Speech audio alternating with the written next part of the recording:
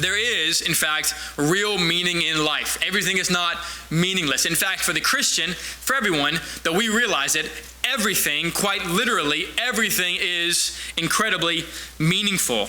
There is real meaning to be had in life, real joy, real beauty, real purpose in everything that we do that looks to and is grounded in God. In fact, there is not anything that is meaningless.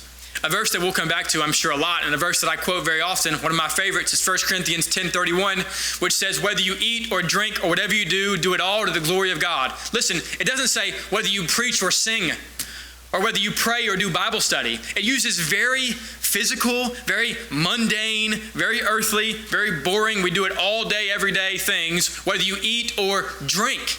That even in our eating and drinking, we are meant to be glorifying God. Here's the point. Not even your eating and drinking is a thing that's non-spiritual.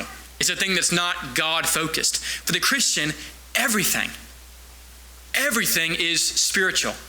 And therefore, everything is meaningful. Very often we have this idea that we do our Christian thing, our spiritual thing on Sunday mornings, and maybe in the morning if we rise to pray. And then we go off into our normal life, right? Into the secular world, the normal world. But for the Christian, that is just going off into a different part of the spiritual life. Every moment for the Christian, every moment is a spiritual one. And therefore, every moment is a meaningful one.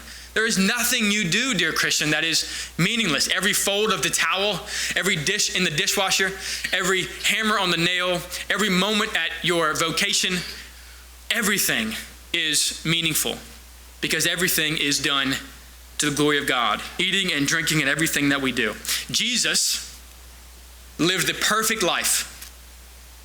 Not just a time in ministry, all of his life, the perfect and perfectly God-glorifying, faithful life. And the large majority of his life, he spent doing the normal, mundane, probably boring work of a carpenter.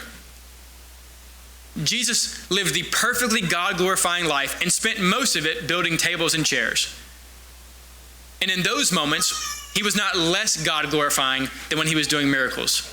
Everything you do, dear Christian, there is no secular occupation. There is no secular job. There is no secular task. Everything is God glorifying. Everything is spiritual.